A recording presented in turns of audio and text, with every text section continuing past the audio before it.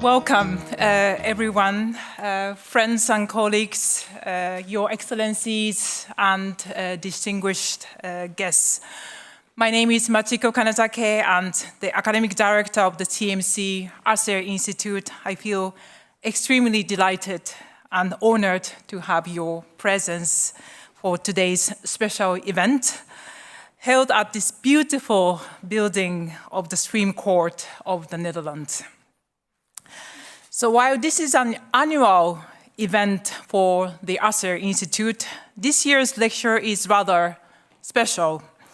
It marks the 10th annual lecture, and our institute is this year celebrating its 60 years of history in disseminating from The Hague the importance of international and European law, including private international law.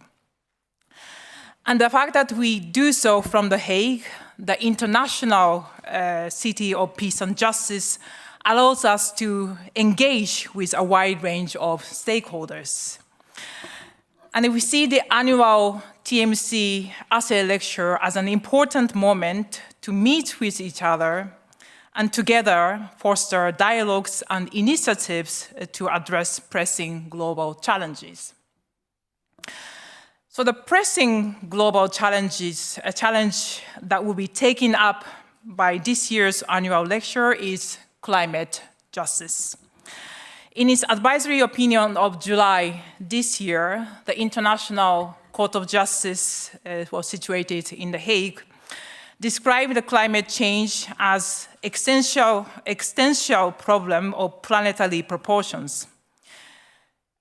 And in clarifying states' international obligations under the Paris Agreement, law of the sea, human rights, among others, and reminding states of the consequences of the non-compliance with those international obligations, what the court stressed was an obligation to cooperate.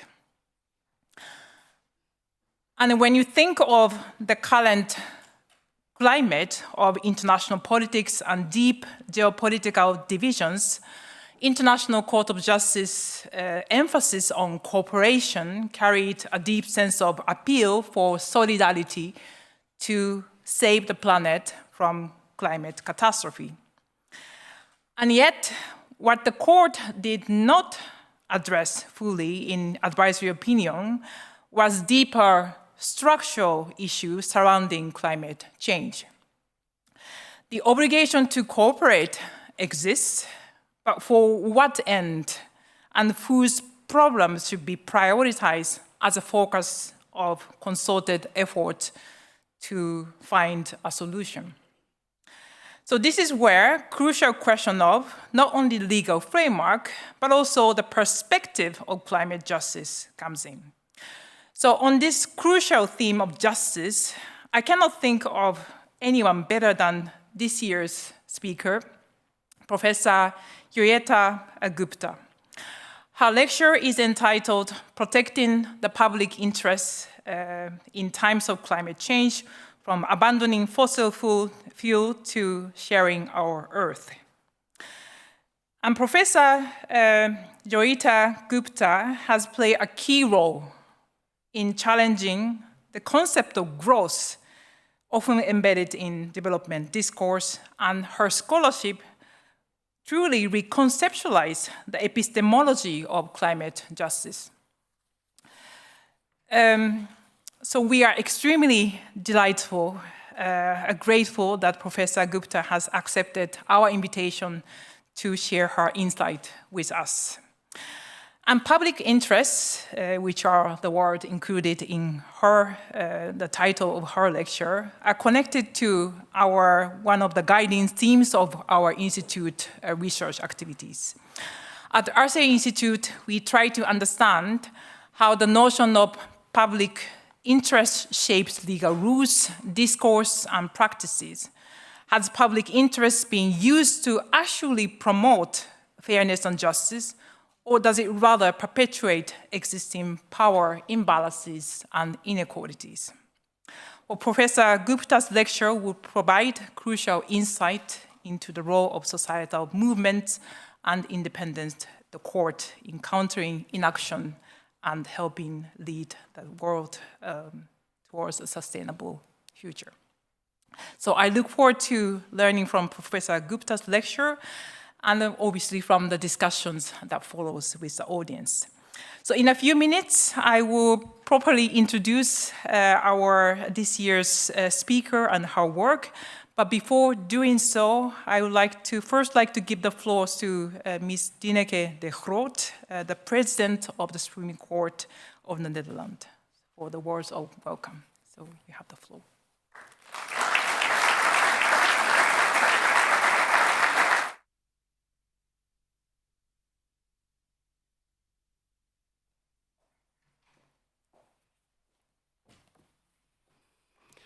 Thank you very much. Excellencies, ladies and gentlemen, thank you for inviting me as President of the Supreme Court of the Netherlands to deliver this welcome speech at the annual Asser lecture.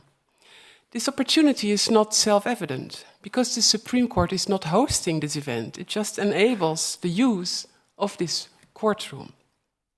Nevertheless, the members of the Supreme Court, like everyone else in the Netherlands, owe gratitude to Tobias Asser. In his family, pioneers were not uncommon. Karel Asser is known to every civil lawyer in the Netherlands because of the famous Asser series on civil law and civil procedure. And Tobias Asser, who received the Nobel Peace Prize, was a pioneer with regard to the Permanent Court of Arbitration and to private international law. When we do not count Gerrit-Jan van Heuvel-Goedhart, who accepted the Nobel Peace Prize that was awarded in 1954 to the Office of the High Commissioner for Refugees, Tobias Asser is the only Dutch individual to have received a Nobel Peace Prize. Such a person deserves to be honored with an annual lecture. Just as someone like that deserves to have an institute named after him, established by Dutch universities. On its website, the Asser Institute says that this institute conducts fundamental and independent policy-oriented research and organizes critical and constructive reflection on international and European legal developments. And as was already said, it celebrates its 60th anniversary this year and is organizing the 10th Asser Lecture. It is an honor that this milestone is being celebrated here in the Supreme Court building. The Supreme Court is the highest court in the Kingdom of the Netherlands for civil, criminal, and tax law cases. And this kingdom itself is located on 2 continents, both in Europe and in America. The Dutch part of the Kingdom of the Netherlands is in Europe, and the Caribbean part is in America.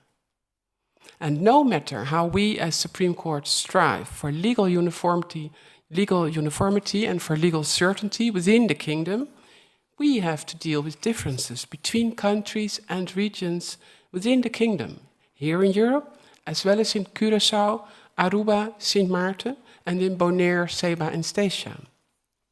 The international and interregional dimensions of law are therefore familiar territory for the Supreme Court. And of course, the Netherlands is a member state of the European Union and is bound by international treaties. In judgments of the Supreme Court, the interpretation and application of national law in conformity with European and international law are a regular issue. The case law of the Court of Justice of the European Union and the case law of the European Court of Human Rights are part of daily practice in this building. Tobias Asser was an influential and successful pioneer in weaving the web of international treaties and interdependencies that has led to the current international legal order. A legal order that must be maintained and supported by ourselves, our states, by treaty organizations, by the Asser Institute, for instance. And it goes without saying that this international legal order is currently under pressure. That was also the case when Tobias Asser was still alive. He received the Nobel Peace Prize in 1911. In 1913, the Peace Palace opened its doors. In 1914, the First World War began, and the violence of war claimed many, many lives. Many survivors were left with physical and mental disabilities. The Permanent Court of Arbitration could do little to help. And then came the horrors of the Second World War. Fortunately, over the past 75 years, we in the Kingdom of the Netherlands, we in Europe, have enjoyed a rather long period in which the international legal order functioned in many places and provided security and legal certainty.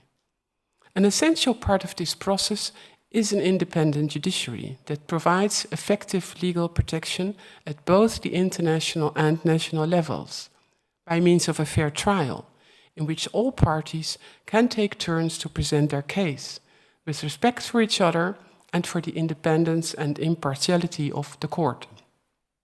That's also what this courtroom was created for. In this sense, let us also uphold the memory of this great Dutchman, Tobias Asser, and his ideals. I wish you a pleasant meeting in our building. Thank you.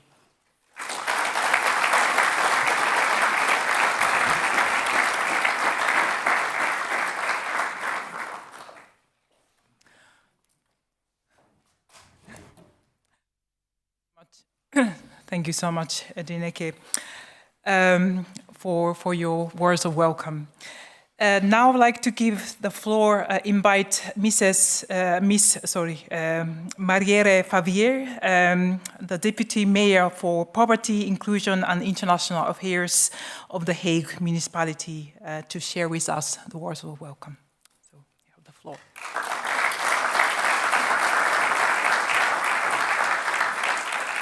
Thank you. Ladies and gentlemen, distinguished guests, on behalf of the city of The Hague Municipality, I warmly welcome you to The Hague. I am very happy to be here at the Supreme Court of the Netherlands. It's an honor to be hosted by such a highly esteemed institution. Peace and justice. This is the motto that The Hague has been allowed to officially add to its coat of arms since 2012. And with good reason, because since the end of the 19th century, these concepts have become increasingly closely linked to our city. Today, The Hague is the beating heart of the international legal order. International law is not a static concept, but it's constantly evolving. This also has consequences for the authorities that deal with it. Think of the application of the artificial intelligence or climate law. Far from being abstract legal subjects, these are issues that affect the lives of us all. Therefore, it is important to keep the impact on people at the forefront of our minds. In other words, to look at the concept of justice as people-centered justice. The subject of today's lecture, protecting the public interest in times of climate change, is a crucial theme of our times. It is also a perfect example of the need of keeping people-centered justice. Central to our thinking on this, how do we keep the rights of people central in how we deal with climate change? The impact of climate change is felt throughout the world and affects everyone. This local impact of global matters underscores the importance of The Hague of being internationally active. For it is in local communities that the impact of global events is felt and where the action needs to be taken. That is why The Hague is proactively working to create a climate-just, sustainable city, as well as to promote international cooperation and knowledge exchange to help make the world a more sustainable in a just manner. In July 2025, the International Court of Justice, seated here in The Hague, issued a historic advisory opinion. States have a legal obligation to protect the climate for present and future generations. This landmark ruling was the result of a youth-led campaign, World Youth for Climate Justice, that began in the Pacific and reached the highest court of international law.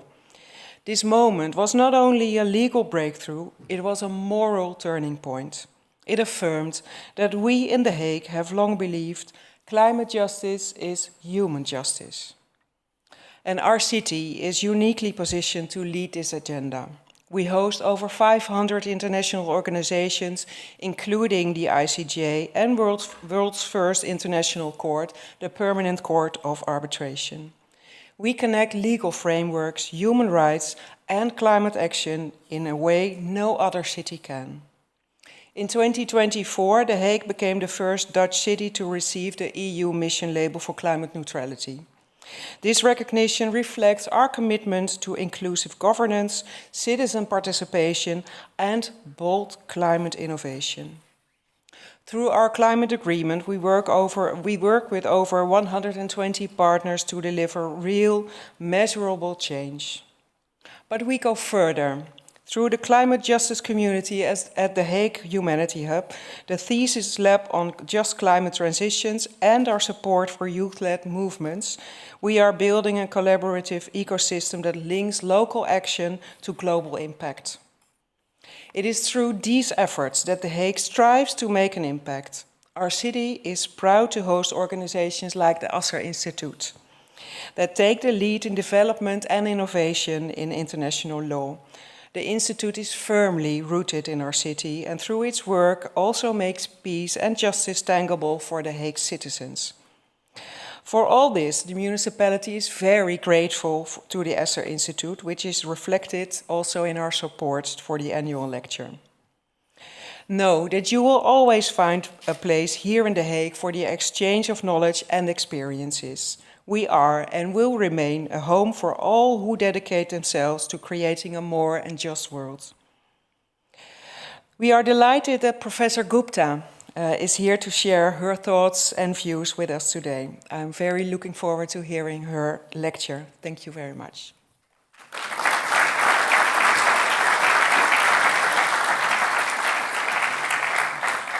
Thank you so much, Marielle, and also for municipalities' year-long support to make this annual lecture possible. We are grateful for your support. And now, let me introduce Professor Gupta more properly. So she's a professor of environment and development in the Global South at the University of Amsterdam. She's also a professor at Delft Institute for Water Education. Her track record is remarkable, and I will only pick a few elements to highlight her record. So she was a lead author in the IPCC panel, the Intergovernmental Panel on Climate Change. She co-chaired, among others, the Earth Commission, which is an international team for scientists to identify science-based actions for instance, clean water and clean air. She has also been appointed as a member of the United Nations high-level representatives to promote science, technology, and innovation for sustainable development goals. And apart from numerous publications, Professor Gupta has supervised nearly 50 PhD students. And among many research grants, she received an ERC advanced grant for her work on climate and fossil fuels. And she has also now been working on the project on global constitution. And in fact, my colleague, Dr. Stephanie Triefus, interviewed Professor Gupta, and I would encourage everyone to read the interview published by the Opinion Jurist blog, where she elaborated on global constitution project, which is quite fascinating. So given her track record, it came as no surprise that Professor Gupta received the Spinoza Prize 2 years ago, which is the highest recognition in the Dutch scientific communities. So Professor Gupta, we are delighted to have your presence today, and you have the floor.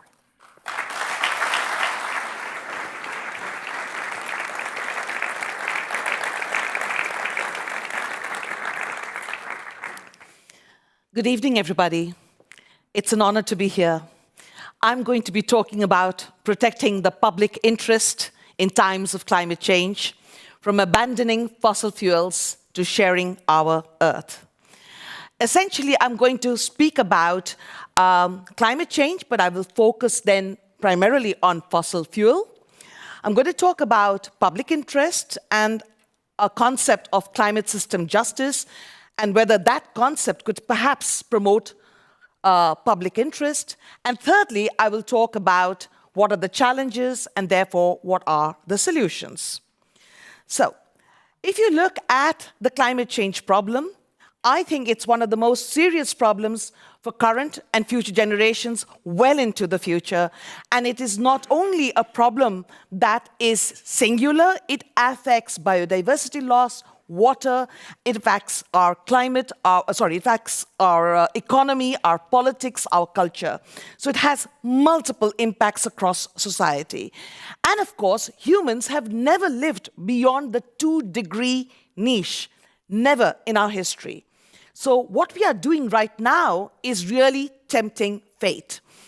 Climate change has a very big impact on water. Almost all its impacts are in relation to sea level rise, salt water intrusion into the groundwater system, or a lot of evaporation. And we know that every 1-degree rise in temperature means a 7% increase in water vapor, which then can come down as a rain bomb because it becomes so heavy.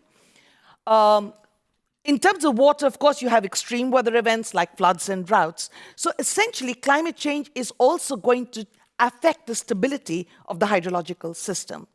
So climate is important. And within climate, why focus on fossil fuel? Now, I'm going to focus on fossil fuel because fossil fuel is the biggest contributor to climate change. That's the first reason.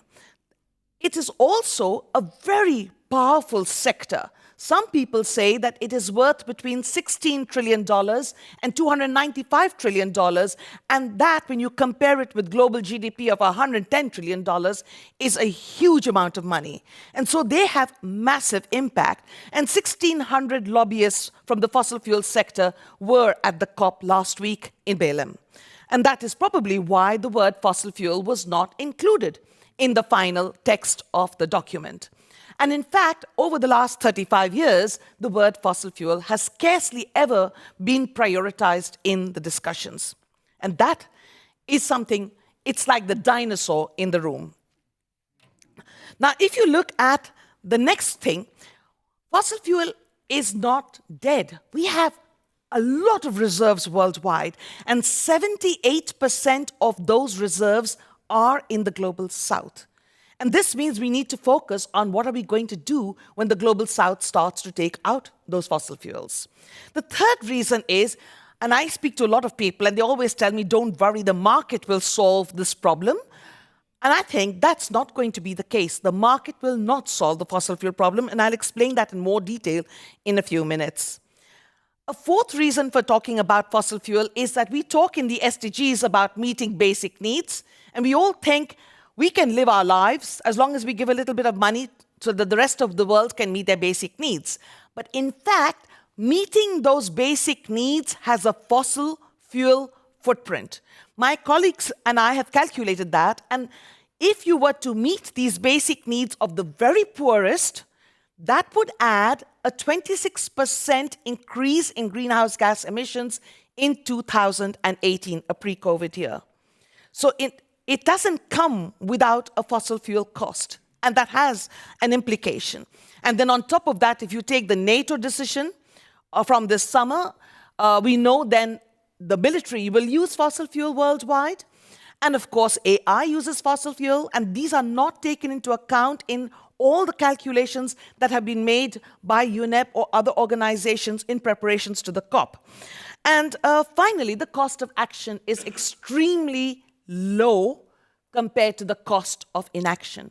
One organization has calculated the cost of inaction to be $1,200 trillion, and maybe much more by the end of the century, whereas the cost of action is quite manageable, and it is really for the next so many years that we need to deal with this issue. Now, when we talk about leaving fossil fuel underground, how much should we leave underground? Now, that depends on how big your carbon budget is. The size of the carbon budget depends on what is the temperature level at which you want to stabilize climate change. 1 degree, 1.5, 2 degrees. So for the sake of argument, let's take 1.5 degrees.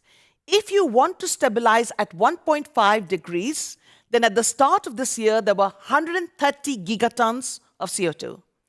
We use around 40 gigatons of CO2 every year, which means that in 2 to 3 years' time, with a 50% chance of not meeting 1.5, of meeting 1.5, the budget becomes zero. The carbon budget, ladies and gentlemen, is zero in 2029 if you want to achieve 1.5. And then I'm thinking, why is everybody talking about getting to be neutral in 2050? The budget is over. What budget are you talking about? And this brings me to two, what I think are pernicious narratives, but I do understand the logic behind them. The first narrative is the overshoot narrative. Let's delay achieving 1.5. Let's try and come back to 1.5 at the end of the century. But if you do that, you're coming to a completely different world. So that overshoot narrative has made it very easy for all of us to talk about, let's do it in 2050. The second narrative is called net zero. I can keep emitting my emissions as long as I reduce the emissions by planting trees in Ghana or Kenya or wherever. Now, this could be very, very useful if you are serious about your net zero. But in fact, we are finding that many of the organizations use net zero to just continue with business as usual, and then they write a check to a particular company to plant trees somewhere in the world. And that is not going to help this problem. And these two dialogues, these two narratives have somehow made it easy for all of us to talk about the 2050 story. How did we reach this situation? The Netherlands, for example, was a leader on this topic in 1989. We led 2 big meetings for heads of state in The Hague, in your city, in March 1989. And then in Noordwijk, we had a meeting for ministers of environment from around the world. So we were leading the world. What happened? What happened here happened in different parts of the first world. Basically, prime ministers and presidents come for 4 years and they keep postponing decision-making into the future. And so now what has happened is, instead of having a gradual planning to bring our emissions down, we have reached a situation that we have to bring it down like this. And that is extremely difficult. And that is a real problem that we now face today. And the IEA now calculates that maybe we should be able to go up by a little bit, 1.65 degrees, and then come back. But the question is, if this overshoot narrative is adopted by everybody, will this happen? Now let me go back to the issue of markets. Will markets solve this problem? Now, fossil fuels are twice as profitable as renewables in themselves. And profits are maintained also because of the overshoot narrative and the net zero narrative and the fact that we don't put the word fossil fuel into the COP decisions. So this keeps the price of fossil fuels high. Secondly, countries use the argument of sovereignty, resource sovereignty, energy security, competitiveness, and these are narratives used to say, well, sorry, we have to use fossil fuel. Third, legally, fossil fuel transactions across the value chain are embedded in contracts and agreements, and many of these contracts are protected by bilateral investment treaties, multilateral investment treaties, the Energy Charter. So I was told once from the port, by the Port of Amsterdam, that even though they are the largest petroleum port in Europe, that it's very difficult for them to stop because there's so many contracts, and it's very difficult to stop these contracts without paying compensation. And I know, of course, that the European Union has tried to get out of the Energy Charter, but you still have the sunset clause, which will keep you bound for another 20 years, and I hear that there are discussions behind about this. So contracts play a major role over here. Moreover, what we find is that CO2 is not seen as a pollutant, and that is a problem, and therefore there are no environment impact assessments and permits which require you to really look at it as a pollutant. In most countries of the world, the state owns the fossil fuel, which makes it very difficult for the state to then regulate its own use of fossil fuel.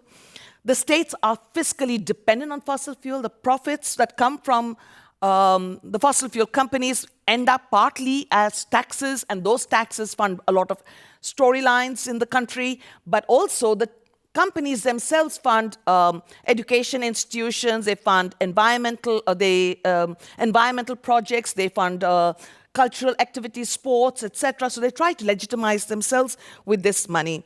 And so in some ways, we have become fiscally dependent on these. Let's go to developing countries. Many of them are very badly in debt, and they need to pay back in foreign exchange. And this means that they have to keep extracting oil and coal and gas to sell to foreigners to get the dollars to then pay back the interest on those loans that they have taken. So debt has made these developing countries get sucked into this storyline. And finally, our infrastructure, the fossil fuel infrastructure is not just at the port, it comes right into your houses. So if you really want to change the system, you have to change the infrastructure, which is very expensive and costs money. Now, if you look at the subsidies the fossil fuel sector gets, I hear it's $7 trillion per year. Now, if you look at the Netherlands, well, we started at a pretty low number, and then we ended up at $40 billion a few years ago, just in one country of the world, which might mean that the $7 trillion is an understatement that the IMF has put out. And the last point I wanted to make over here is that a lot of the money for renewable energy goes to rich people who can already pay for solar panels, heat exchange, and electric cars. So how are we going to help the people who are not as rich to participate in this arena? And that's a justice question. Anyway, so all these reasons justify a focus on fossil fuel. And of course, fossil fuel brings up the issue, what is then the public interest? Whose public interest and who decides? Now, I will argue in my next slide that we have 6 major climate injustices and that we need a justice narrative, and this might help us think about the public interest. So, moving to the climate injustices. The first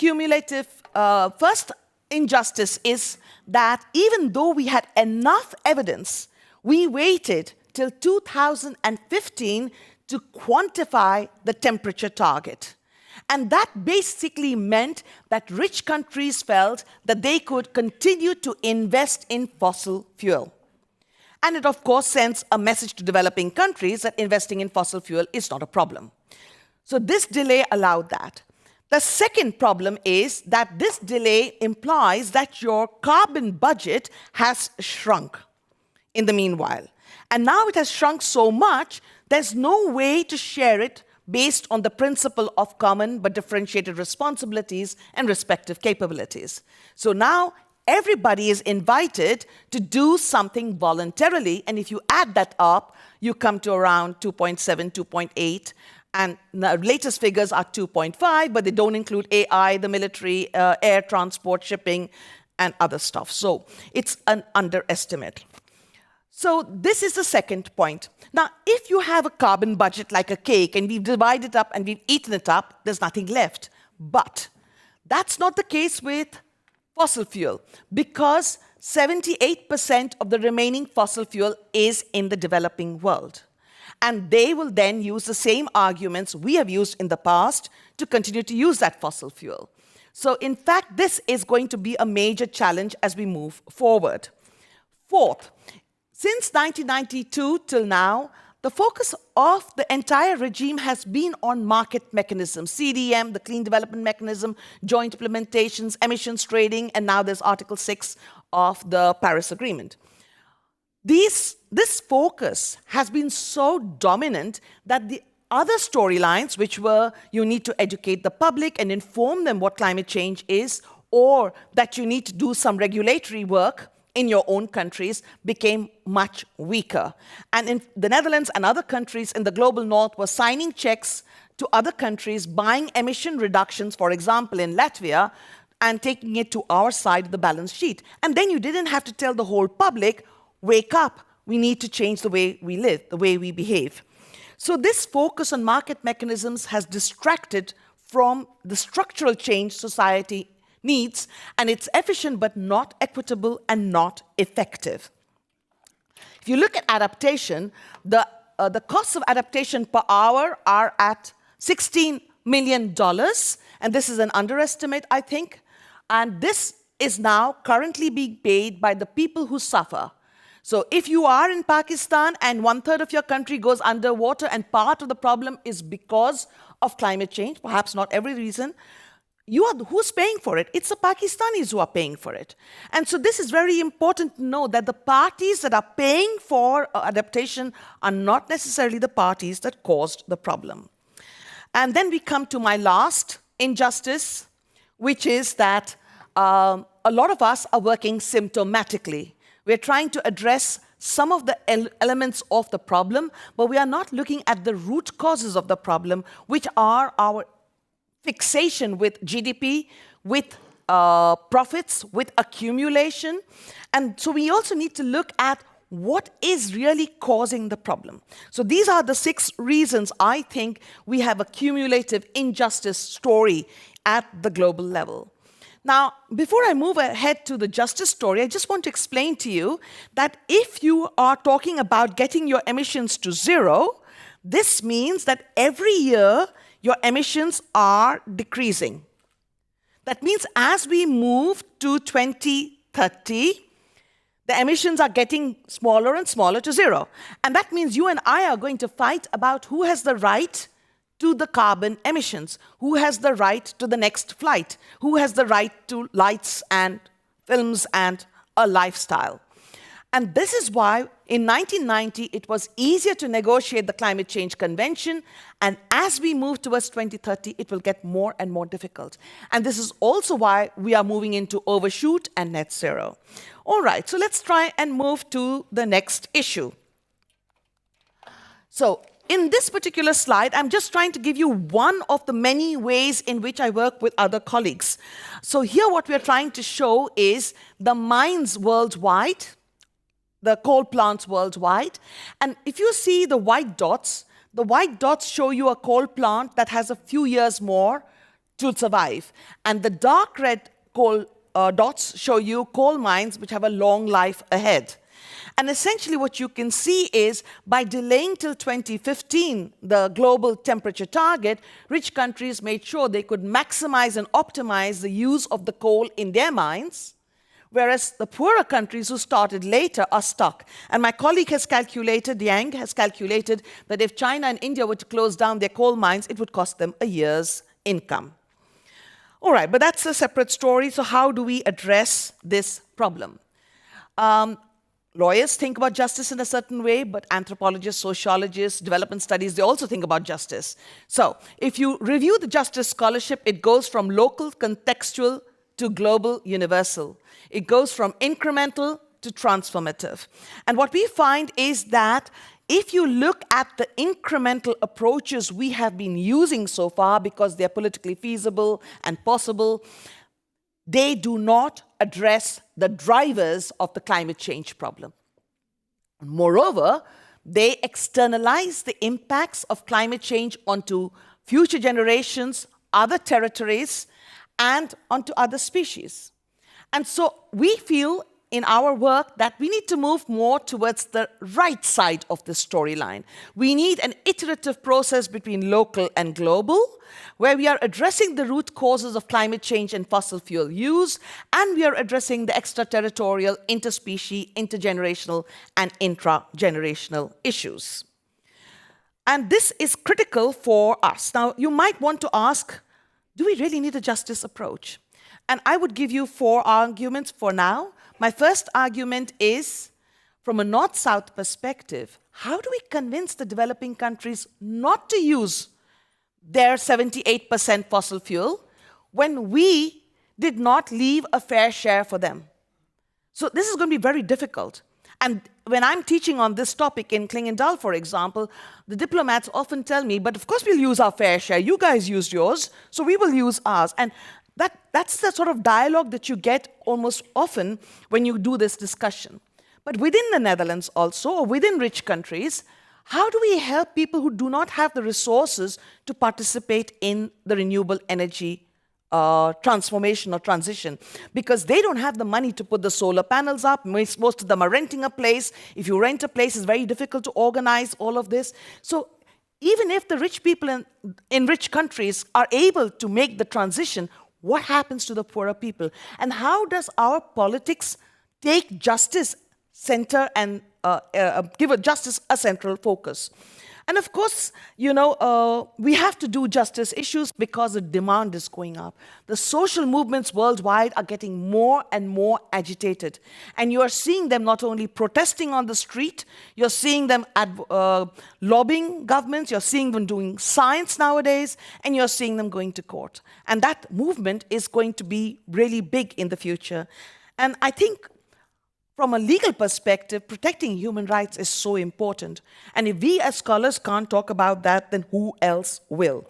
So based on this, I tried to move towards conceptualizing Earth system justice. And before I show you my slide, I'll just explain that. The first point is we want to be transformative, not incremental. And with that, we want to focus on recognition justice, so recognizing the other, somewhere else in the world. And the third point is epistemic justice within the first block, which is understanding other ways of knowing other knowledge systems, other legal systems. The second block is the 3 I's: interspecies justice, intergenerational justice, intragenerational justice. How do we balance these 3's, especially when we are talking about not causing significant harm to the other? And I'll explain that in more detail subsequently. The third one is procedural justice, access to information, not disinformation, access to decision-making, access to civic space, and access to judicial remedy. And the fourth is substantive justice. And we divide substantive justice into a couple of elements. The first is addressing the drivers of the climate problem and inequality. The second is called ends, and the third is called means. With respect to the ends, we are talking about what kind of temperature target do we need? How do we prevent significant harm to people, communities, countries? We are talking about how do we meet the basic needs of people? And in terms of means, we are talking about how do we allocate the risks and harm of climate change?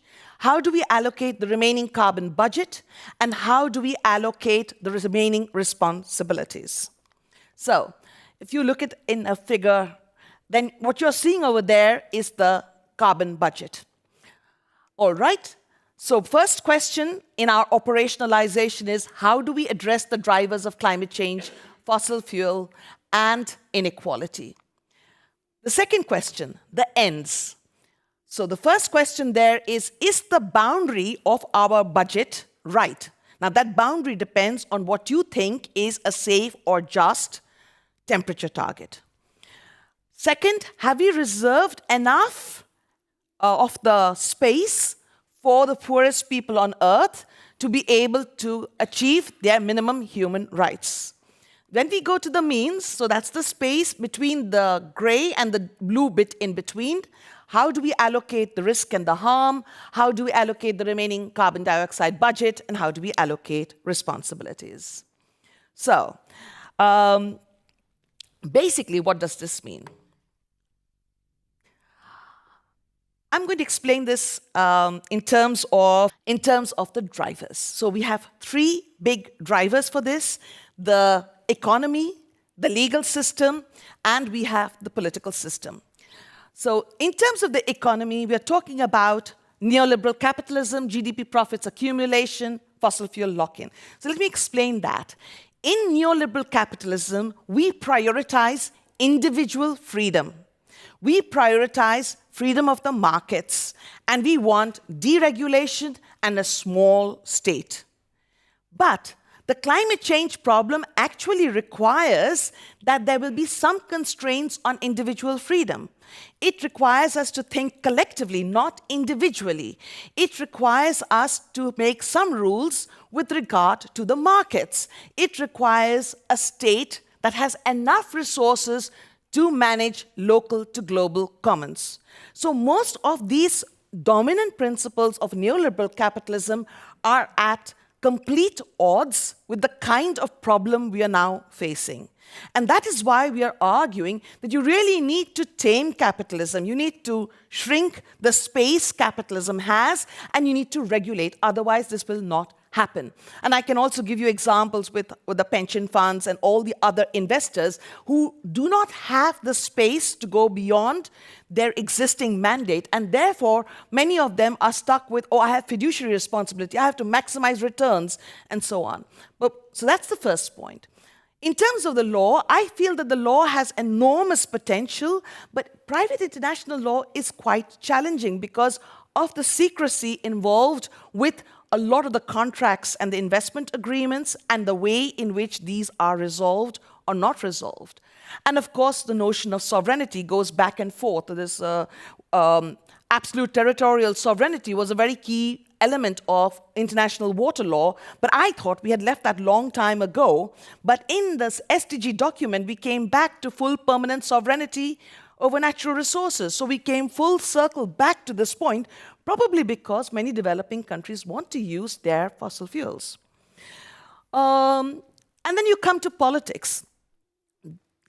Because politics and fossil fuel are married to each other because of the fiscal integration in rich countries and because of the dependence on debt in the developing world, it's very difficult to disentangle that. You really need to know, can you survive? Can your tax system survive if you don't get the revenues from the fossil fuel companies? So you have to disentangle that relationship between the state and the fossil fuel companies and the fossil fuel revenues. And of course, when you have a national oil company, it's even more complicated because then it's very difficult to try and figure out how to deal with those companies.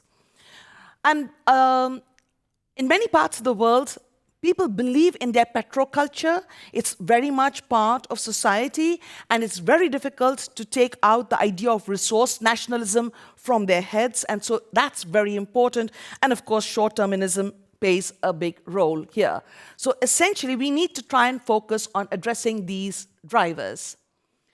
Now, and this is about fossil fuel, but it's also about all the other resources we have. So fossil fuels are in abundant supply, but what we need to do is to leave it underground. So therefore, our fossil fuel supply is limited. And if you talk about land, water, minerals, they are also in limited supply. And what normally happens when you take a capitalist approach is you price that commodity. So you price carbon and you say, okay, let the market deal with this. I don't think that's going to work for the reasons I just now told you. But there is another response, and that is the hegemonic response. And the hegemonic response is pretty much, let's not focus on multilateralism, let's focus on our own interests, let's try to do as much as we can within our country to maximize our own self-interest. And hegemony is back. You see many countries talking about their own private interests, and of course you've heard of drill, baby, drill. I don't think that is going to work. Elinor Ostrom talked about polycentric centers of governance, and I agree with her that there are many centers of governance, but I think that if you're talking about sharing the carbon budget, and we have to talk about it, we cannot keep dancing around it. If we are going to talk about that, we can't do it with polycentric approaches. And so that brings me to my narrative that we need much more deepened multilateralism. And if one country says, I'm going to walk out, then it's time for Europe to say, we need more multilateralism. We need to make sure that the system survives. And I think Southeast Asia is very keen on keeping the multilateral system. So it's very important for us also to work on that.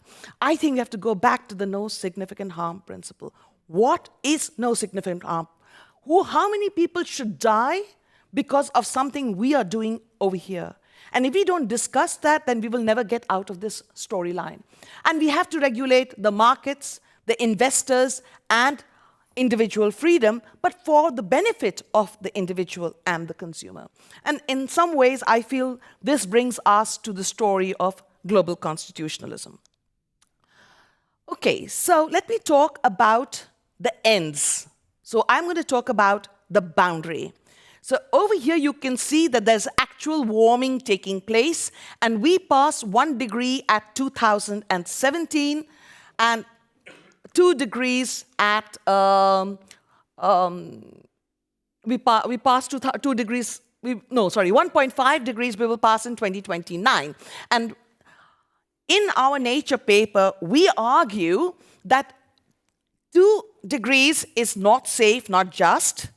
1.5 is a safe boundary because beyond 1.5, we can trigger all kinds of tipping elements, which makes the climate system completely unstable, and therefore we don't know how to predict, how to work with it.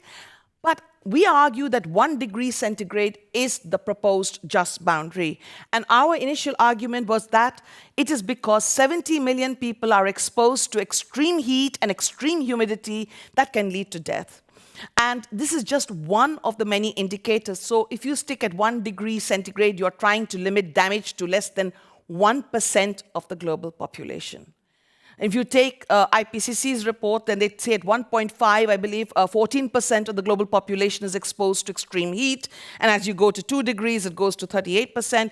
It goes very fast. And within the Earth Commission, we also debated, 1%. Would we accept it if that 1% was in the Netherlands or in Europe? Or how are we thinking about this? And are we even talking about it? And we are not talking about it.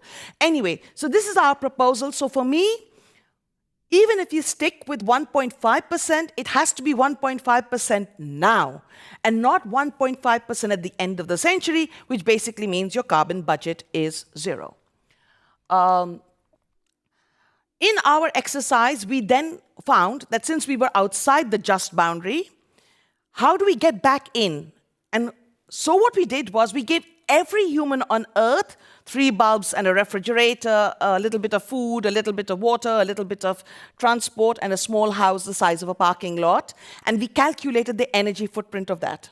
So if you look at, on the left side, at the 2018, the blue line is your just boundary. The dotted blue line is when you give everybody in the world a basic minimum human right, a dignified human right or escape from poverty human right. And then there's a little bit of space in between, but we are the Earth outside. So basically, this means that many of us will have to reduce our consumption of resources and our emissions to make space for meeting those human rights of us and the rest.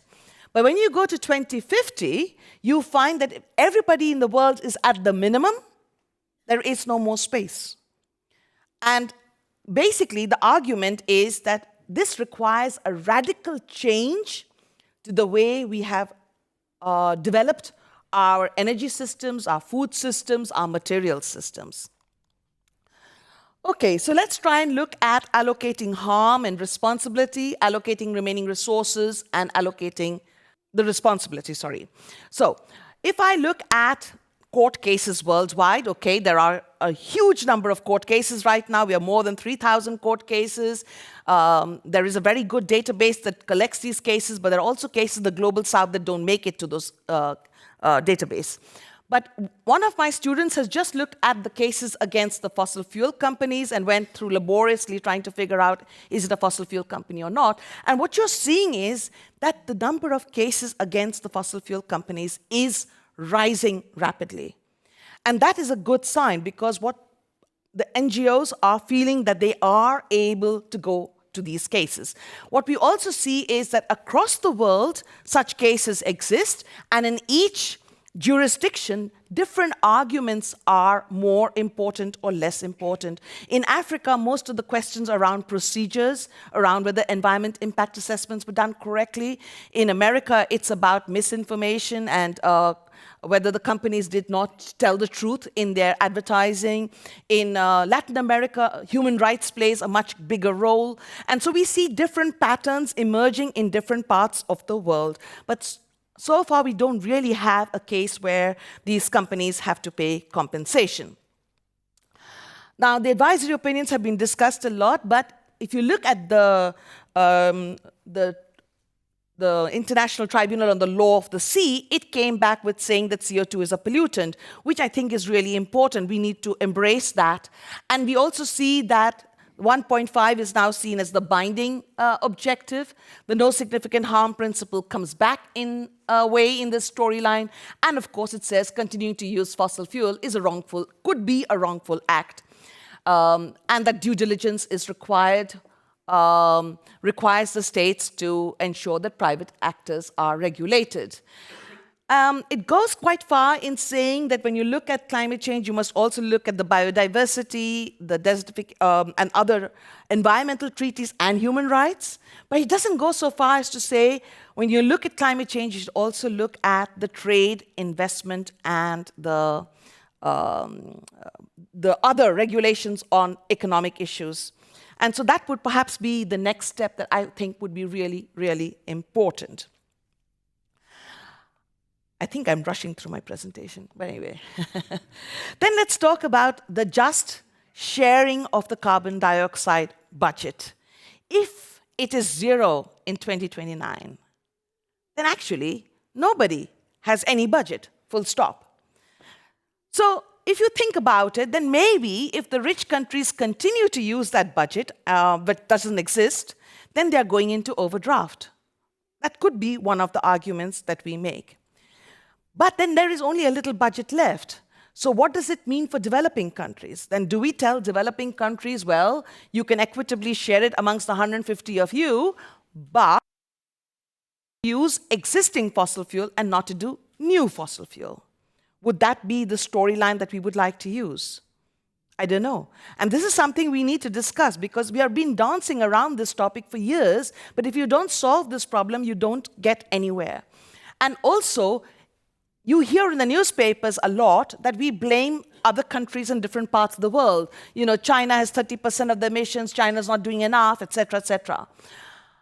But the big question over here is, can we ask the developing countries to maintain the principle or adopt the principle of no significant harm and limit their sovereignty when we ourselves did not do that in the last 30 years at least? If you can go back to 1850 if you like. So the question over here is, if you want them to do it, you have to accept prospective and retrospective responsibility. And the question that we have over here is that I hear a lot of people talking and they say, you know, it's okay, we'll do it in 2050 and we'll try and force those people in the developing world through using CBAM. That's the agreement to try to make sure that commodities being sold to Europe meet certain standards. And it's a unilateral decision from our side. But the bigger question is, there are 150 countries. They have a market in the global south. If they want, they can just sell their stuff to each other. And if they want, they can use all their fossil fuel, and we will suffer. We will suffer here. So it's not enough for us to not think about this issue. I heard in the corridors of power once that one of the reasons why in some rich countries, I'm being very diplomatic, some rich countries we do not talk about the impacts of climate change is because we do not want to lose our AAA rating for investors. And for a long time, we didn't want to tell everybody what the problem is because then nobody wants to invest in our country. And now I hear a different narrative, and that is that we are trying to tell all the investors we are really doing well in adaptation. So no matter what anybody does anywhere, we can cope with adaptation, again, not to lose our AAA rating for investment. But what happens to Tuvalu? Tuvalu has to then face the storms because of our actions, which reduces its AAA rating, and it doesn't have the money to adapt, which further reduces its AAA rating. So nobody gets to invest in those countries. So this is also another element of the dimension of justice that comes up in some of these discussions.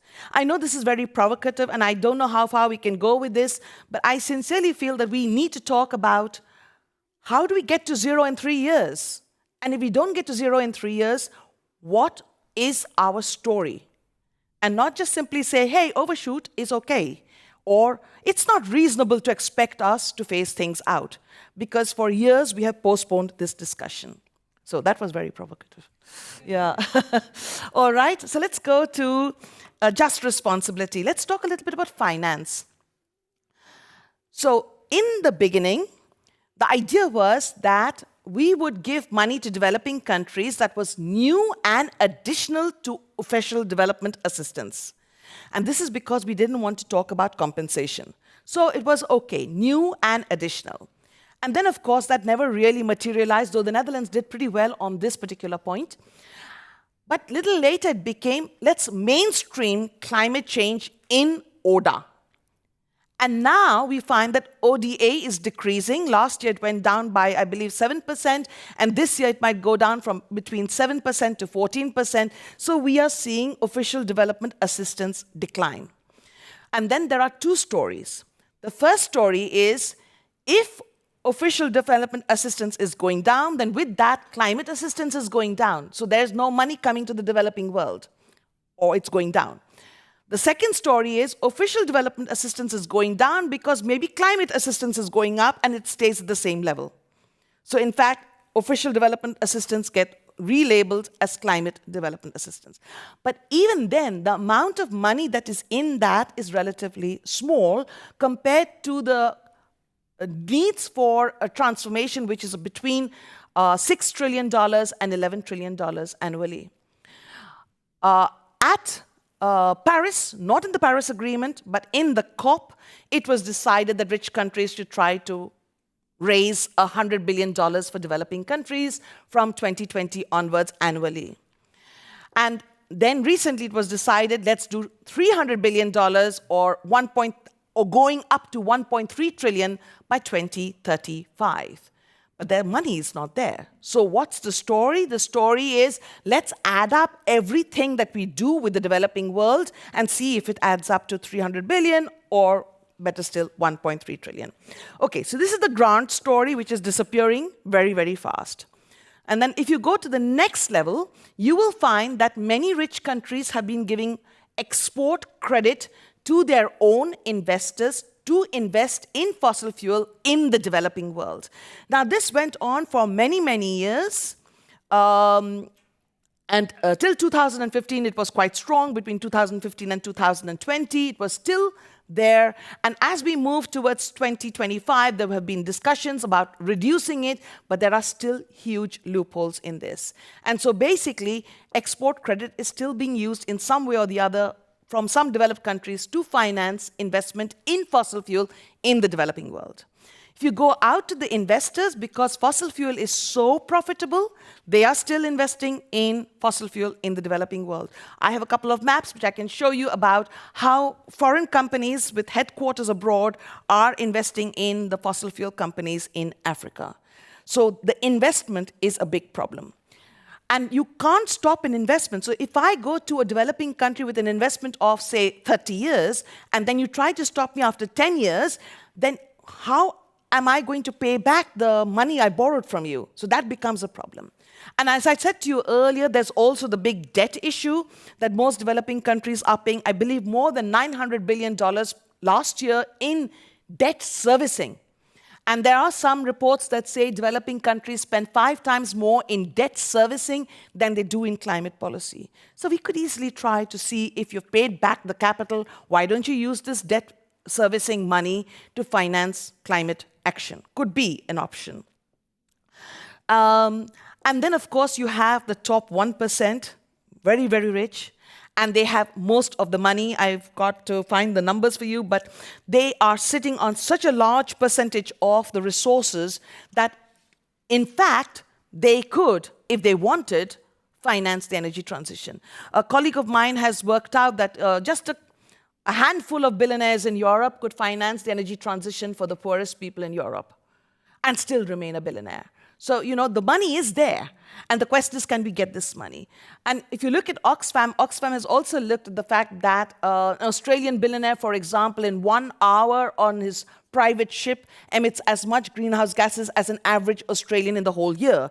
So there is a lot of emission at the super rich level that we could try to reduce. So I think that it's really very important to tell everybody that financing the energy transition will cost money upfront. But after that, we don't have to keep paying for the adaptation, because do not forget the adaptation costs will keep increasing if we do not solve the fossil fuel problem ASAP. And so that cost will come back to boomerang on us. And if we keep saying that we won't give grants, we'll give loans, the question of debt in the developing world will completely create new challenges in those countries. There was a little bit of discussion a few days ago where somebody said to us that many of the rich countries can cope with up to a 3-degree temperature rise. And I don't believe that. I don't believe that because when you have such a climate problem with the tipping points happening in different parts of the world, you will get masses of migrants trying to come in. And it's not going to be easy to then keep them out. The issue would then be politically appropriate to discuss migrants. But more than that, you also find that the entire value chain of your business will be affected. So if you're doing business in Netherlands and your commodities are coming from different parts of the world and there's no rainfall there, that product may not be produced and it may not come to your country. If people fall sick because of the high wet bulb temperatures, that's high temperature and high humidity, they can't work for you along the value chain. So for the business community to realize that they are so dependent on the rest of the world is really important. And of course, if the entire system collapses and everybody is in civil trouble, I don't think we can function as a little oasis in the middle of that trouble. So I think that is very short-sighted in the way we are thinking about these issues. This also brings us to the issue of just investment. So pension funds across the world argue that they have a fiduciary responsibility to give you your pension, and they must try to optimize returns, which often makes it difficult for them to not invest in fossil fuel. Now, in the Netherlands, we are trying to divest, but there also, as I said earlier, is a problem, because when you divest, what happens is you sell your shares. So yesterday, when I asked the guy from the pension funds, who did you sell it to? He said, that's not important. I said, no, tell me who you sold it to. So he said, I sold it to somebody with lower ethics. And then the next guy will sell it to somebody with lower ethics. And then he will sell it to somebody with lower ethics.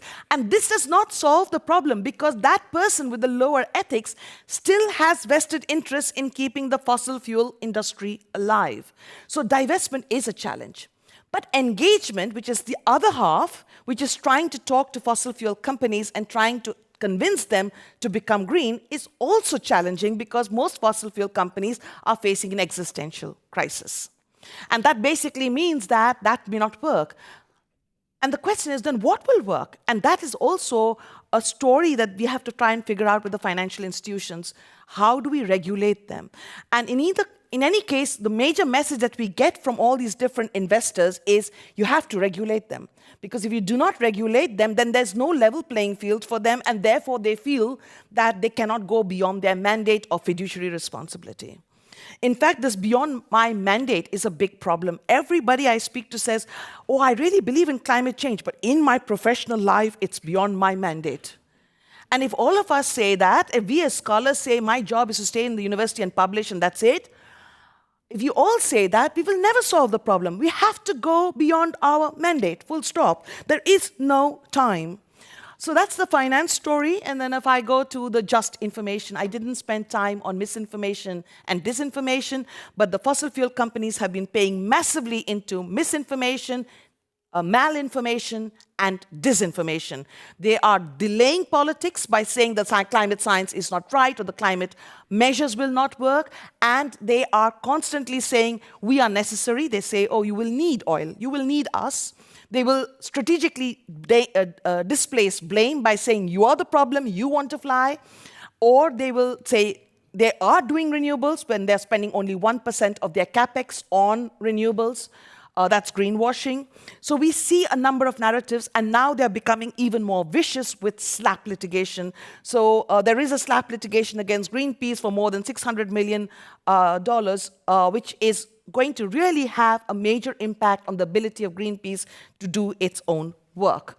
So I think we really need to go back to state responsibility to educate the public about climate change and to make politicians accountable for false information, make them accountable for using science, and make disinformation punishable. But that's not so easy because what is disinformation? Who decides what is disinformation? So it is quite complicated.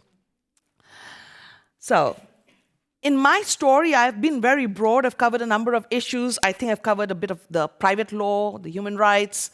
I've covered technology, AI, military, and a little bit about inequality. And I think what we really need is a world where we have deepened multilateralism and a vision of how do we live together within safe and just Earth system boundaries and good quality ambient standards, that you should not have to buy a frying pan with PFAS in it. Why were we sold those pans with PFAS when PFAS is so bad for us? I mean, a simple thing like that, that does not affect my personal individual freedom.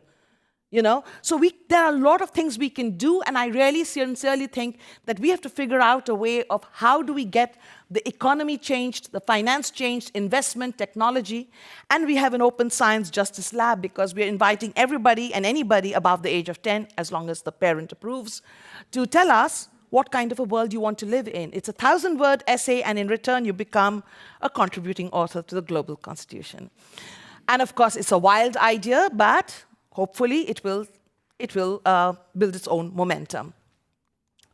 And I'd like to conclude with saying that climate injustices continue with impunity. We have almost zero CO2 budget left, and we are not talking about that. It's not there in the newspapers. It's not there everywhere. We're just talking about overshoot and net zero. And this is a symptom of a much bigger problem, that we want to prioritize our own personal, immediate profits as individuals. We behave as consumers rather than as citizens. As professionals, we behave with a narrow mandate rather than as an intellectual who has also a responsibility to society. And so I think that we have a major role to play in trying to change the system, and all of us have to play this role. And I think climate action is rendered marginal against the impacts of the global economic production and consumption systems. If AI goes up as it is predicted, the emissions of the AI system will be gigantic. And I think climate system justice is absolutely essential and a necessary condition for stabilizing climate.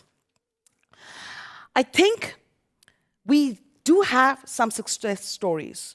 We have a lot of technologies. We have a range of legal instruments and principles. I can solve the problem with the existing set of legal principles. Of course, you need to get people to back you on that. The advisory opinions of the 3 different international courts support us in these storylines. COVID shows us that you can change human behavior overnight. You don't have to wait for the technology. You don't have to wait for the grid. Because the grid is the big bottleneck in Europe right now for the electric storyline. But COVID shows us that human behavior can be changed overnight if you have a compelling story and you have your scientists next to you telling you what has to happen, and it has to happen worldwide. And we all need to stop being consumers and become citizens. And that means thinking about the world. Thank you.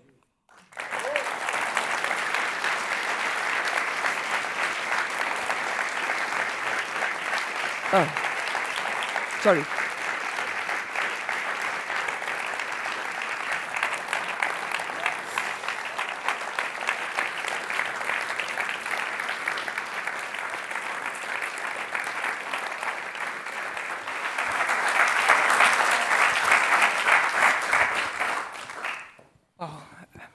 Thank you so much, Joyeeta, for your insightful lecture.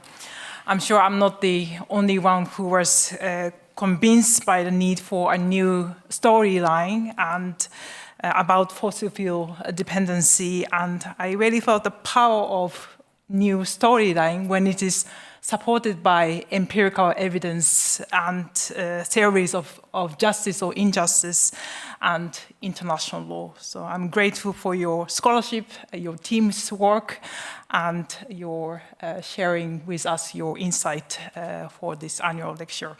So now let us continue the discussion, and my colleague, Dr. Christoph Paulson, would moderate this part of the program. And actually, preparation for this year's annual lecture has been led by Christoph, so I'm really grateful for his leadership. And Christoph is a senior researcher in international law at Arce Institute. He coordinates the research group focusing on international criminal law and related accountability questions. He's an expert on counterterrorism and international humanitarian law and international criminal law. And let me also mention that his co-edited book on ecocide will be soon being published by Arce Press, and I look forward to reading it. So Christoph, you have the floor. Thank you so much, Machiko. And thank you, Joyeeta, for that indeed fascinating and indeed provocative lecture. We indeed now have some time to engage with you on this very important topic. And to kick off the discussion and also abusing a little bit my position as moderator, I would like to ask you two questions. And my first question relates to the practical feasibility of your interesting ideas. As some of these require fundamental changes to our current system. You talked about radical change yourself just now. So how will we be able to incorporate these in time, take into account that on the one hand, of course, the climate crisis needs to be tackled urgently, but at the same time also realizing that it's not on top of the political agenda, both at the national level, but also at the international level?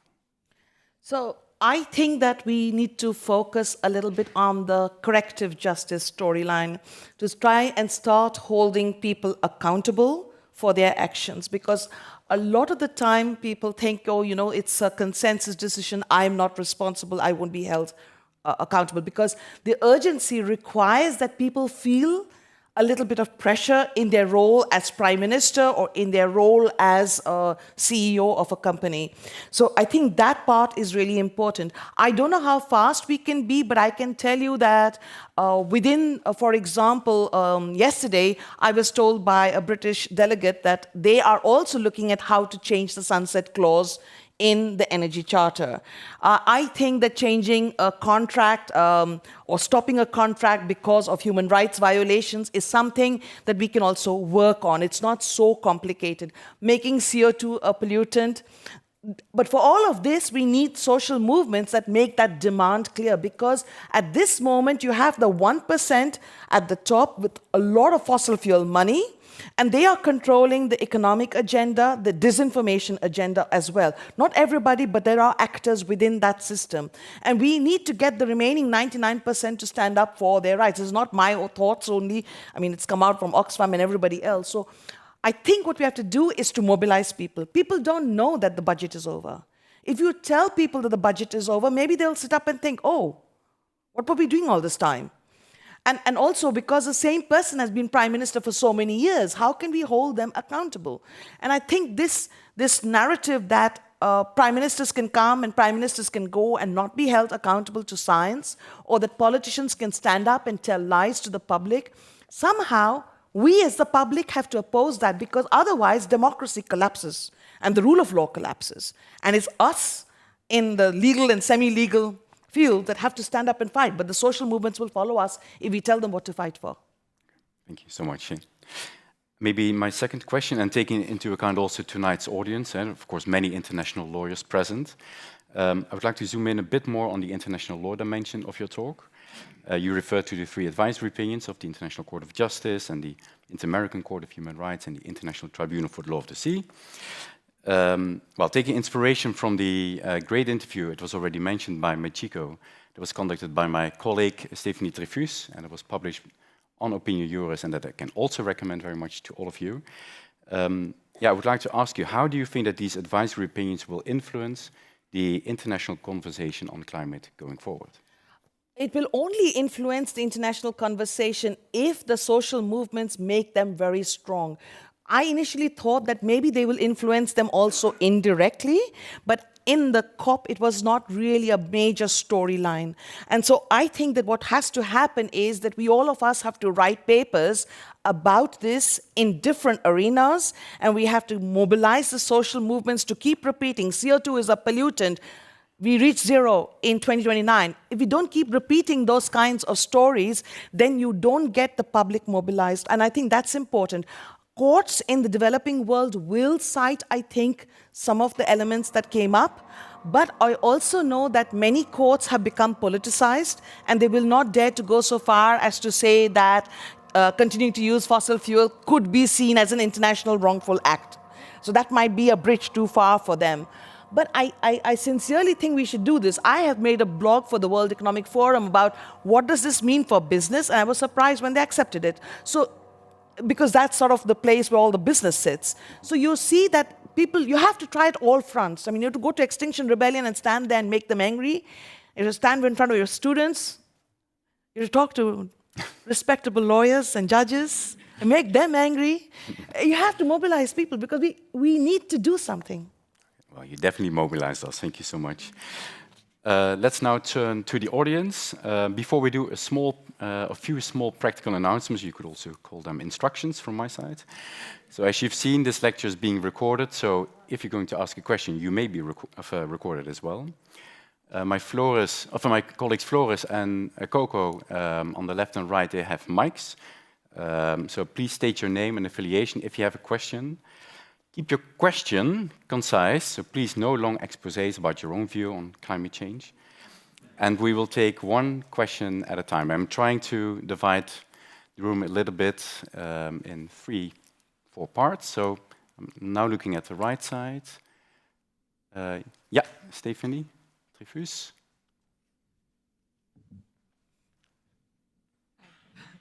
Wow, okay. Stephanie Trifus, I'm a researcher at the Astor Institute. Thank you so much, Joyeeta, for your very inspiring and engaging talk, which I think really communicated the urgency of the problem ahead of us. And I think one of the wicked problems of climate change is that it cuts across every aspect of society, which means that lawyers have to speak to scientists, have to speak to economists, have to speak to the media. And something that you've been very successful with in your career has been this interdisciplinarity. So I was wondering if you could share with us how you do this, how you speak through different disciplines, and what the importance of this is for you. Thanks. Thank you. So I'll give the example of the Earth Commission, where I wanted to talk about a just boundary, and they were talking about planetary boundaries. And the whole question was, but justice, that's normative, that's not science. And so we got a lot of pushback. And then I came back with, I want to do it in terms of no significant harm.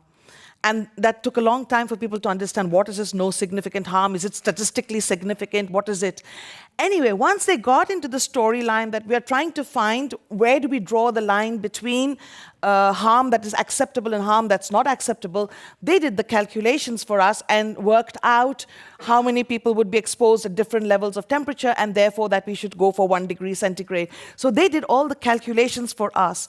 I can give you another example. When we were talking about the SDGs and the donut approach, which of course Kate Raworth made very, very famous, the whole group said, yeah, but that's SDGs, that's not planetary boundaries. And then we were trying to make the link. And the link we were making was that we can calculate the Sustainable Development Goals in terms of the same unit as the boundary to calculate the space in between. So it's an extra calculation, only I can't do that kind of calculation. So we explained that story, and we did the first thing, what is a human right to water, how much water does it mean, but of course energy needs water, etc., etc., etc. And then we got, we did a literature review to get that number, and then we got stuck. And then the postdocs from the different disciplines came back, and each one worked out what does this mean in terms of phosphorus or nitrate emissions or CO2 emissions. So I found that an extremely enriching process. And in fact, when you come back to the human rights story, a lot of it is not quantified. So quantifying it might also make it easier to monitor it. And if you look at no significant harm, of course, most lawyers talk about the procedural approaches, due process or whatever. And by quantifying that, you also bring another dimension into the storyline. So I think if lawyers and non-lawyers were to talk to each other, we would become a really powerful community. Thank you. I think I saw Leon as well. Yeah.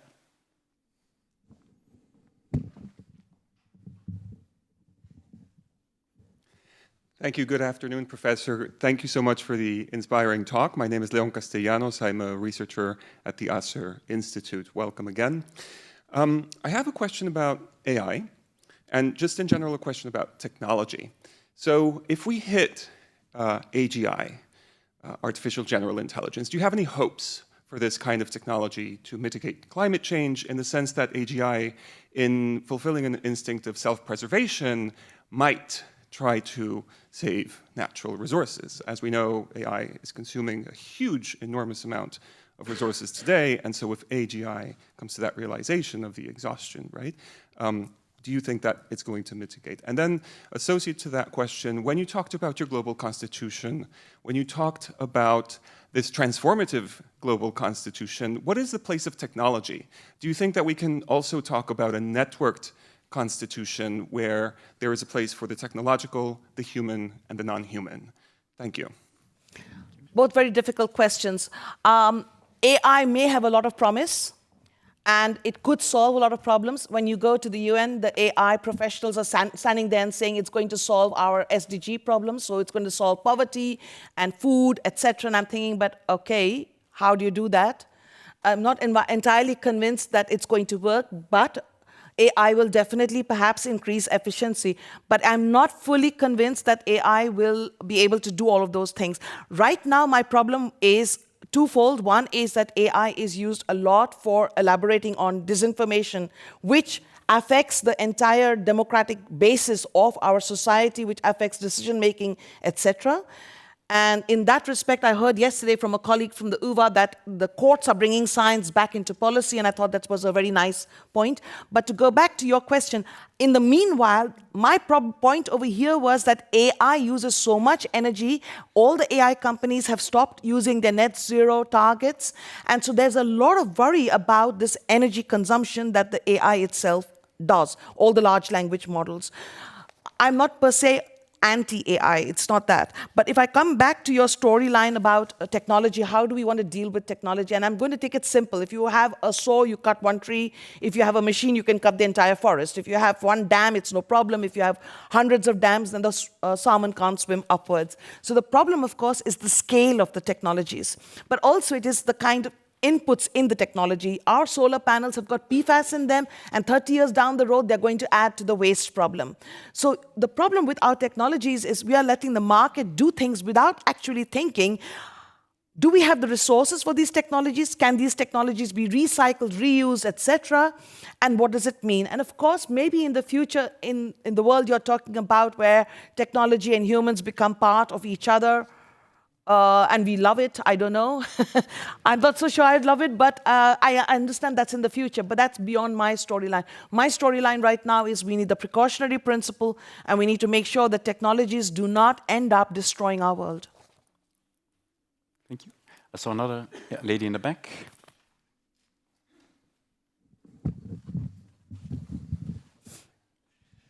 First, my name is Martijntje Smits, and I'm here. I'm a researcher, but I'm here on behalf of the Hague Peace Project.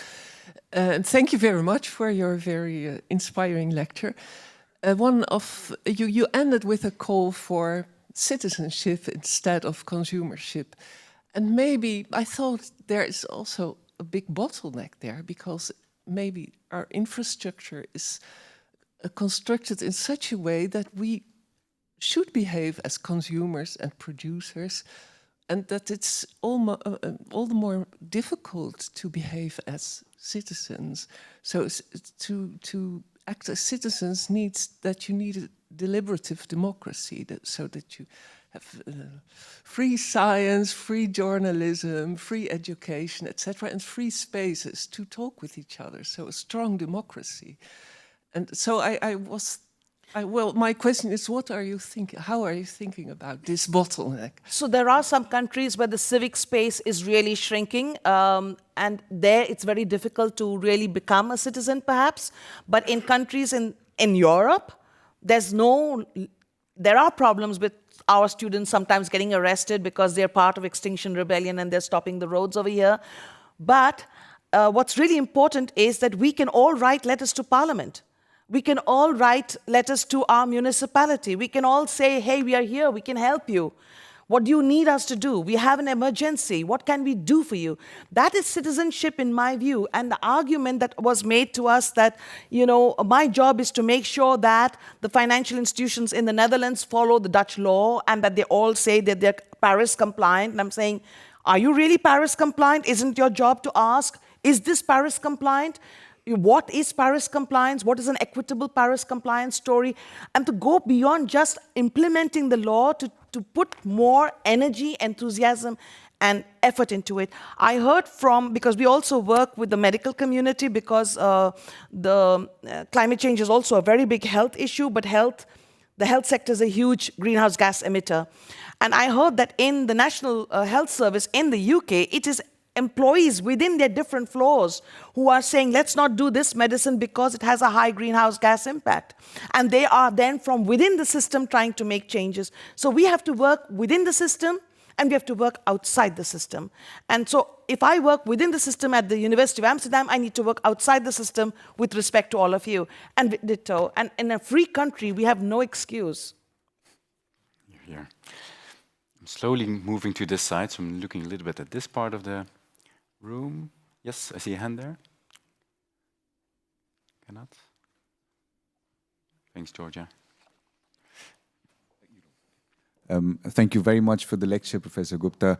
I'm Kanat Bagchi. I am a researcher at the Climate Institute called 7 at the University of Amsterdam. I have 2 short questions for you. I remember that in your presentation you did mention that that there is a problem of hegemonic governance, but you also said that polycentric governance is a problem. Now I'm wondering if we do not have a polycentric sense of governance, then do we not have hegemony instead? I mean, how do we square that? That's one. Second thing, so in your vision of a global constitution, what would the relationship between the state and capital look like? Because a lot of what you told us is correct, that we need more regulation, right? And in your global constitutional model, what is that balance between state and capital? Thank you. Okay, so to go back to polycentricity and hegemony, I think the world is polycentric. That is a fact. We have different centers of governance and different places govern it. But when we are talking about climate change and we are talking about sharing the carbon budget, at some point we have to share that at a central area, or at least discuss what that means. And bypassing it doesn't work. That was my argument over here. It's not that I have a fundamental disagreement on the polycentric storyline.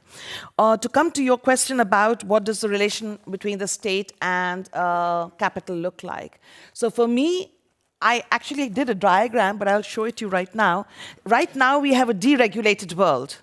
So we have a lot of space for capital to function. And the state is relatively small in many parts of the world. And so it cannot really have the power to look after merit goods and global public goods. Okay, so merit goods are access to food, water, sanitation services, etc., and public goods like climate change. So what I want to do is reduce the space within which capital functions. And this requires tax justice. It really requires us to work with trying to get tax money from everybody, but especially in a just and equitable manner, to ensure that you have a strong enough state. Because if you do not have a strong enough state, it cannot finance the public goods. It cannot finance the merit goods. And that's really important. So for me, the state needs to control capital. And I have a theory, and I cannot prove it because I haven't done research on it. It's that after a point, when you invest in a state, then the state creates its own accountability measures. So the accountability measures keeps the state in control. That's your systems of courts and your accountants that see whether the money has been spent correctly. In a developing country, the state is sometimes so small, it's 2 to 10% of the GDP of a country, that when they are doing the street lights, there's scope for corruption because there's not enough money to cover the street lights for everybody. So that's the poorer your state is, the more the scope for corruption. The larger the state becomes, there is a potential for the state to create its own accountability measures. So for me, the state controls capital, and not capital controls the state. At yesterday's conference at the University of Amsterdam, somebody told us, but capital does this and capital does that. No. People make decisions. CEOs make decisions, prime ministers make decisions, professors make decisions, citizens make decisions. And we have to take responsibility for our own decisions. Thank you. Maybe the lady next to Kanat.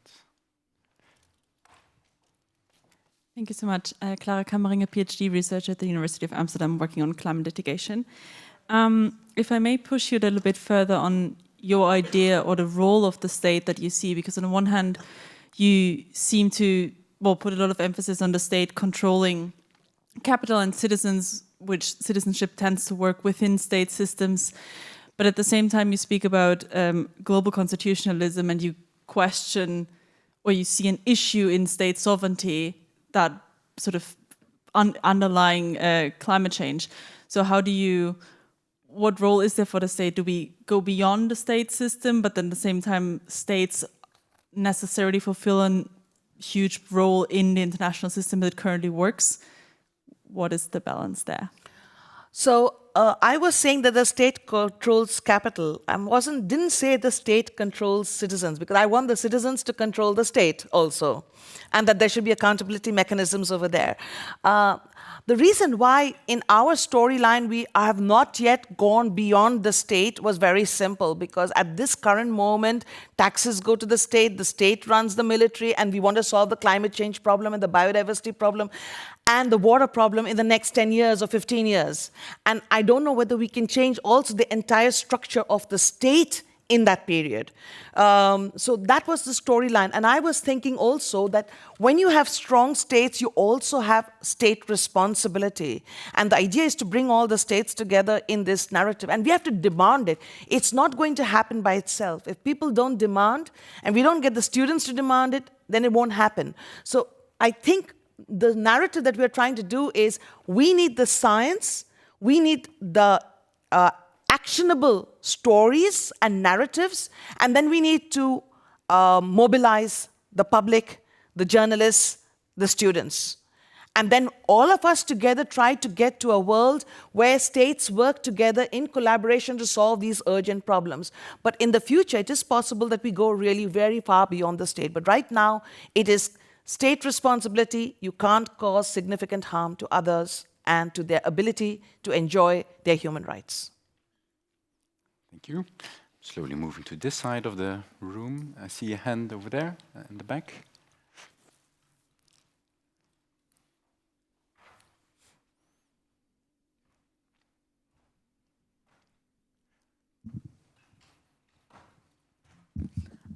I may be the student you're talking about. I'm 22 years old. I've been engaging within the UN system with climate policy, and I'm a student at the UVA.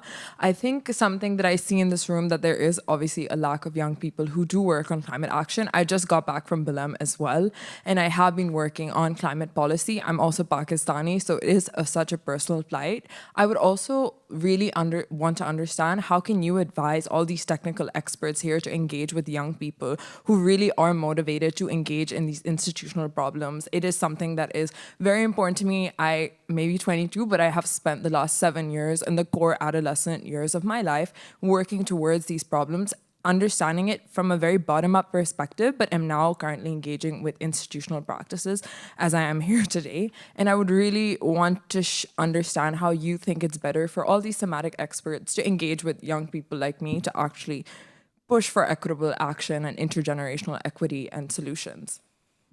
Thank you for your question. I think the most important point over here is, how do we match you with somebody who can help you on the topics you need? Because most of the people here probably are in some way or the other talking to young people as teachers or as parents or as neighbors or whatever. So the question that you have is, if you want specific questions, you have to go out and find the person to tell you what to do. So for example, I have no idea how the sunset clause has to be changed in the Energy Charter, but if I need to solve that problem, I know where to find the experts to help me deal with that problem. And I think that's what you have to do. You just have to do a little bit of research, which is the technical person I need to have to help me work on this, and not do it the other way around. They might go to the wrong person. Thank you. I see a couple of questions. I think Khalid was first.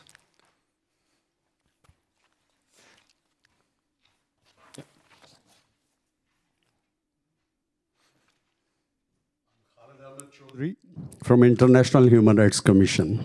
Professor Gupta, you drilled, you pleaded the case perfectly. And I assure you that echo of your speech will not only touch Himalayas, but it will go to each and every capital of the world, specifically global north. I heard from you and from Dr. Christoph about court's opinions. And I was thinking, isn't it possible to lodge a case at the International Court of Justice on behalf of 10 most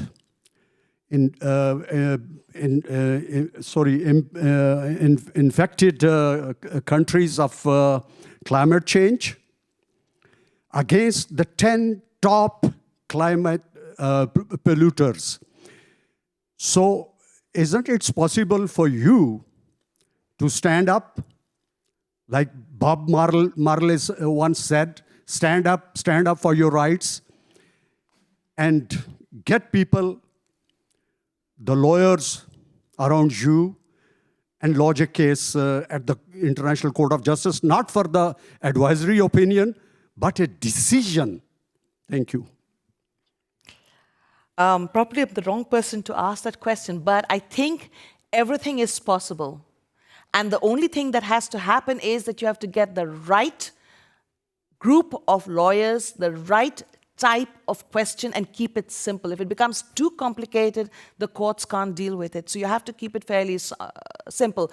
And you might lose the case, because what I've been doing is looking at the court cases since the early years. And in the early years, there were just scientific articles. There were no court cases. Then the court cases started, and you were losing and losing and losing and losing, and then the cases started to win. So what you're seeing is also a process by which the society is getting aware of these topics. I personally feel mobilize your Pakistani students. If those students in the what was it, Pacific, right? They were the ones who came to the ICJ. Your students, you've got one there, mobilize them, we will help them. And let's see what happens. And not only the Pakistani students. Hey, you can get the Indian students also. India as well. Yeah. Thanks, Yes, Khalid. why not? Let's move to your neighbor. And we're running a little bit late, but that's fine. We also started a little bit later. Yeah. Hello. Well, thank you very much for your lecture. My name is Patricio Trincado. I'm a PhD candidate from the University of Groningen.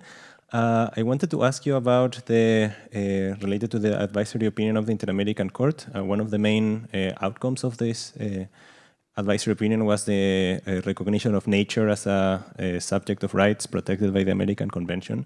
So I wanted to ask you if you think, what do you think about the thesis of rights of nature, and if it's useful or necessary even in the struggle against climate change? I think the rights of nature is going to come up anyway, whether you like it or not, because Latin American countries especially have been pushing this narrative, the right to the river. Courts across Asia, Latin America, and Australia have been also talking about these particular issues.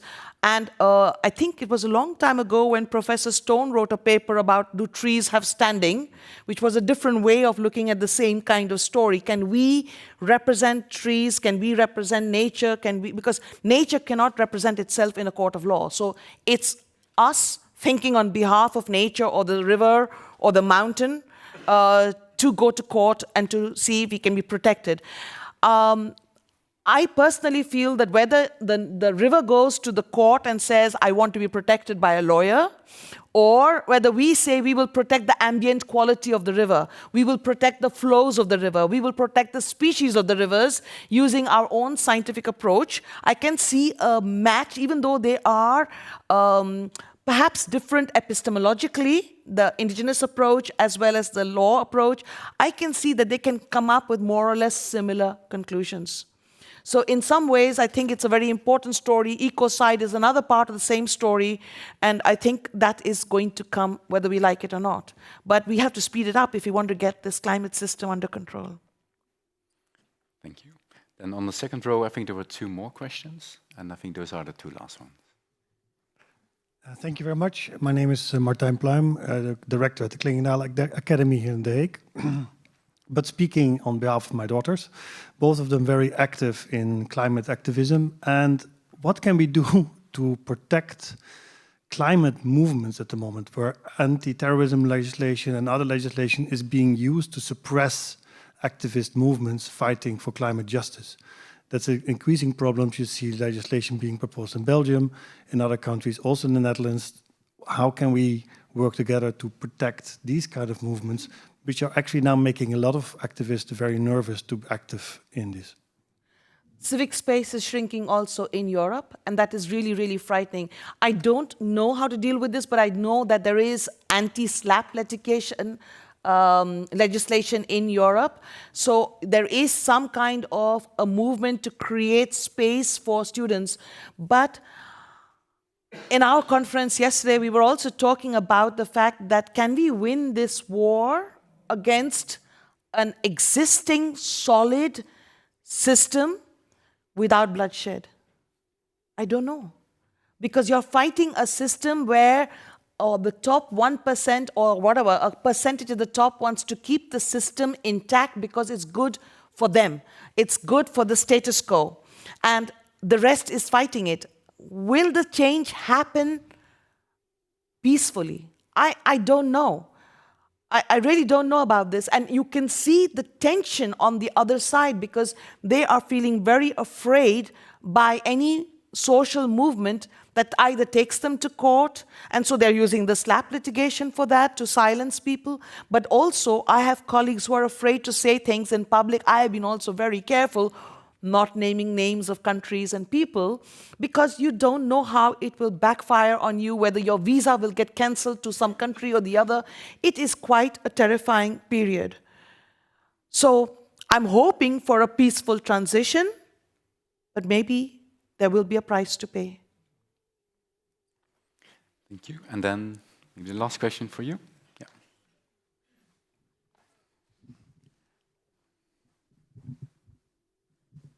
Hi, thank you very much to start with. My name is Jutta and I work for the municipality of The Hague. And I have a question that might be a little bit less technical.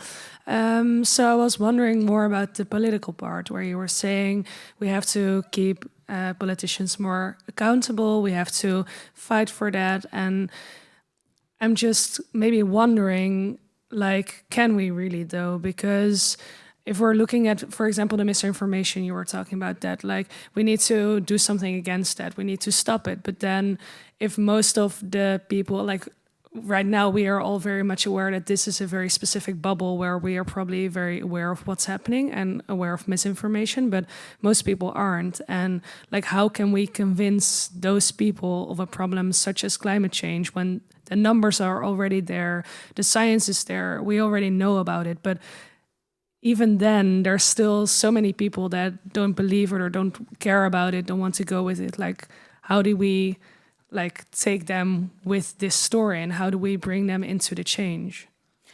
I heard this morning at a presentation at the UvA that a lot of people will say, I am willing to take action, but most people are not. And that apparently is not correct. Most people are willing to take action, and people have convinced themselves that they are better than their neighbors. So there is a sort of lack of awareness about the number of people in society that are actually willing to take action. That's one part of the story. The other part of the story we were discussing yesterday and today was that people, if they don't feel it in their pockets, they don't want to take action. And I heard a step further where people were saying that if you have to pay for adaptation in the Netherlands, it is cheaper in their mind than trying to help the whole world solve the problem for the short term. It's cheaper in the short term. So people want to ask, for example, the Dutch government to finance finance the foundations of their houses, which are being affected now. 60% of houses in the private sector are affected. But to come back to the story of the politicians, I have not researched this topic, so I'm going to give you some wild ideas. As professors, we have to, or as researchers, we have to have integrity. We have to do all kinds of ethical appraisals, and we go through all these hoops. Why don't politicians have to go through some integrity and ethical hoops? Lawyers have to do that. You have to do training every year. How is it that they don't have to swear, I will tell the truth, I will uphold the science, I will not make a statement that is not backed by science, I will not manipulate the society? Why does that not happen in a democratic society? And I haven't done enough research on this topic, so I don't know whether it's a stupid idea or not, but I've been thinking about this for a very long time, because people seem to be able to get away by saying that foreigners eat cats and dogs. You know? I don't understand that. So for me, it's really important that we try to create some rules for how democracies function. And I don't necessarily mean that a person who wants to become a politician has to have a bachelor's degree or a master's degree, but at least they should know some of the rules and principles. They should know what the Constitution says. You know, it's not just the foreigners who have to do this inburgeringstest to know what's happening.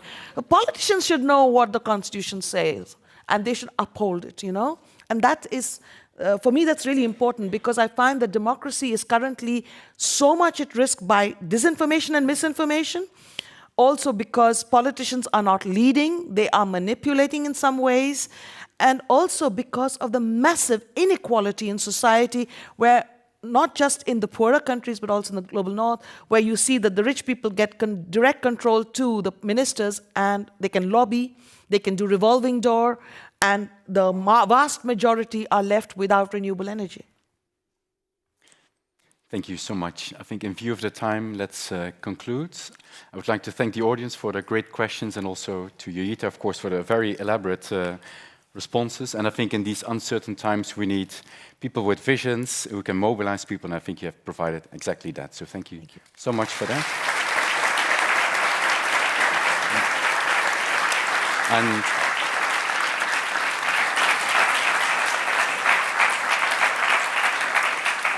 And Machiko, back to you. Yeah. Well, thank you so much, Christoph, and thank you, Joyeeta, for your engagement with the audience. It was quite insightful. And I think her lecture and discussions gave us a lot of food for thought. And luckily now I can soon invite you for drinks, to join us for drinks, so that you can continue discussions and with a glass of wine. Before we move, I would like to see this moment to thank a number of people and organizations. First of all, many thanks to the Supreme Court of the Netherlands, Dineke and her colleagues, and to the municipality of The Hague, today represented by Deputy Mayor Marielle Javier.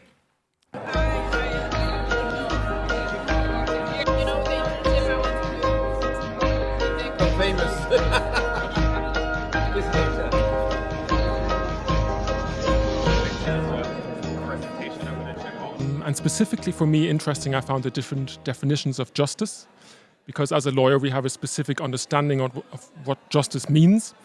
But Professor Gupta gave us so many different types of justice: transformative justice, responsive justice. So I think, all of these different types of justice need to inform the lawyer looking forward in order to do something against climate change. Not just about the obligation of mitigation, but it's all about the adaptation, because the injustice, it actually exists not only among the states, but also about the people. It's about the human rights, about the human issues. So climate issues are human issues. So I want to talk more and discuss more about that topic in the content. And just in the last 4 years, I've spoken to 10,000 people face to face on various issues, because it's not enough for us as scholars to write our stuff and put it into the drawer and publish it somewhere. It's very important for us to go out and explain. So I see that as a role that I have to play as a citizen? One of the elements of the global constitution would also be regulating the markets, because the markets are not going to bring the solutions of climate change, and how the space of capital should be shrinking in order to make more space for civil engagements and for keeping the fossil fuel in the ground. I think the first thing was the 78% of the fossil fuel is actually in the global south. I also come from one of the countries in the global south. So that's really a super strong number.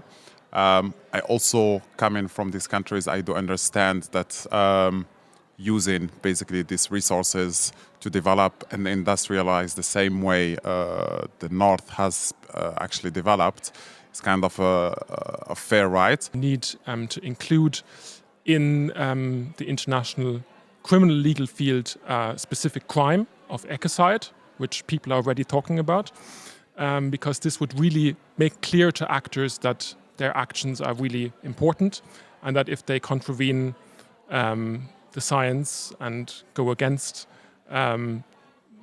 climate injustice, then they will actually be responsible in a criminal sense. Originally from born in Brazil.